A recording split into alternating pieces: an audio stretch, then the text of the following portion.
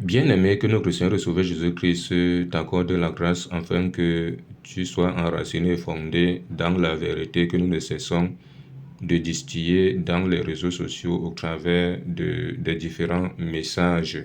Au nom de Jésus-Christ. Amen. Bien-aimé, le Seigneur voudrait que tu sois éclairé aujourd'hui en ce qui concerne la Vierge Marie. Bien-aimé, cette affaire de Sainte Vierge Marie, Sainte Vierge Marie. Bien-aimé, quand l'ange est venu parler à Marie, Marie était encore vierge. Mais quand Marie a conçu, elle a enfanté Jésus, Marie n'était plus vierge. Je ne sais pas si quand une femme enfante déjà, elle est toujours vierge. Bien-aimé, on va toucher la parole de Dieu de fond en comble pour que les adeptes de Marie, de la virginité de Marie, comprennent qu'elle n'était plus vierge après avoir accouché Jésus. Et que par après, ayant même accouché Jésus, et quelque temps après, elle a encore eu d'autres enfants. Luc 2, verset 4 à 7. Écoutons ce que ça nous dit. Luc 2, verset 4 à 7 nous dit. Joseph aussi monta de la Galilée, de la ville de Nazareth, pour se rendre en Judée, dans la ville de David appelée Bethléem, parce qu'il était de la maison de la famille de David, afin de se faire inscrire avec Marie, sa fiancée qui était enceinte. On dit pendant qu'ils étaient là, le temps où Marie devait accoucher arriva. Verset 7. Et elle enfanta son fils premier-né, elle l'amaillota et le coucha dans une crèche parce qu'il n'y avait pas de place pour eux dans l'hôtellerie. Donc elle a accouché, elle n'était plus vierge. Si vous prenez Luc 1 là-bas, quand l'ange est venu lui parler, elle a même dit qu'elle ne connaît point d'homme, elle est encore vierge, voilà.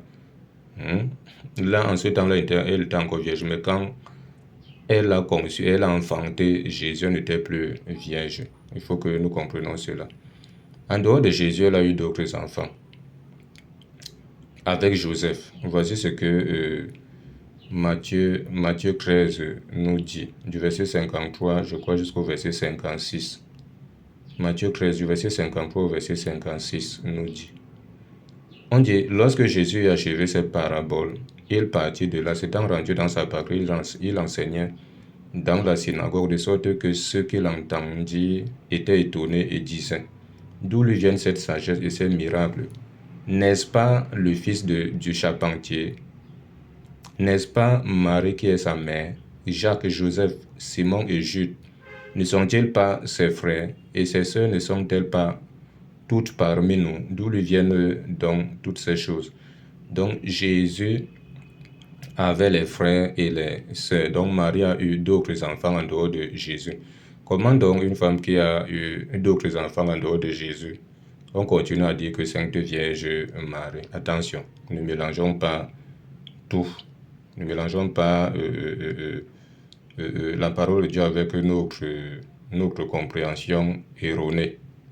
Matthieu 12, 46 à 50.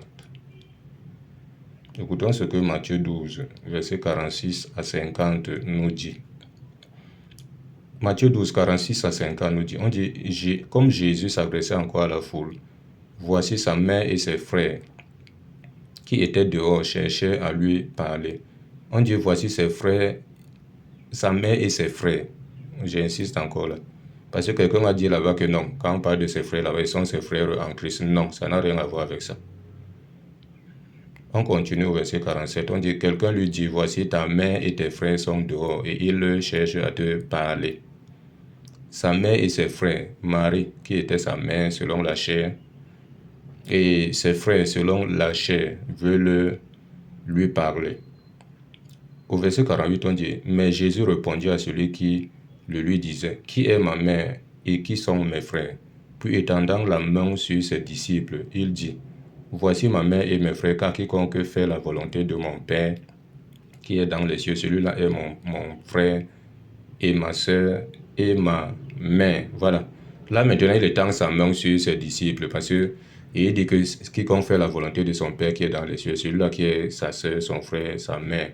Là, il parle selon le spirituel, mais selon la chair, ce sont ses frères et sa mère, selon la chair, qui le cherchaient là-bas. Donc, ne mélangez pas tout. Confondez pas. Voilà, si vous voulez justifier des choses, ne confondez pas. Jean 2, versets 7 à 12. Quand Jésus a fait son premier des miracles à Cana en transformant l'eau en vin. Jean chapitre 2, versets 7 à 12, on dit, Jésus leur dit, remplissez d'eau ces vases, et il les remplit jusqu'au bord. On dit, puisez maintenant, leur dit-il, et portez-en à l'ordonnateur du repas, et ils en portèrent.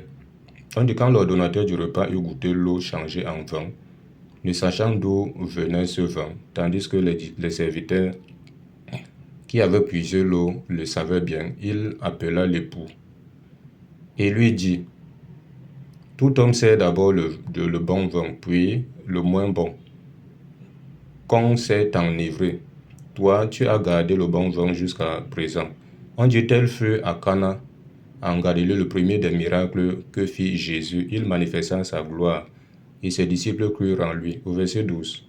On dit, après cela, il descendit à Capharnaüm avec sa mère, ses frères et ses disciples. Il n'y demeurait que peu de jours. Avec sa mère, ses frères et ses disciples. Donc, on a fait une distinction. On ne mélange pas ça. On continue la parole de Dieu. Acte 1, verset 12 à 14. Acte chapitre 1, verset 12 à 14. Écoutons ce qui est écrit. Acte 1, verset 12 à 14, on dit, alors il retourna à Jérusalem de la montagne appelée des Oliviers, qui est près de Jérusalem, à la distance d'un chemin de sabbat. Quand il fut arrivé, il montait dans la chambre haute, où il se tenait d'ordinaire. C'était Pierre, Jean, Jacques, André, Philippe, Thomas, Barthélemy, Matthieu, Jacques, fils d'Alphée, Simon le Zélote et Jude, fils de Jacques.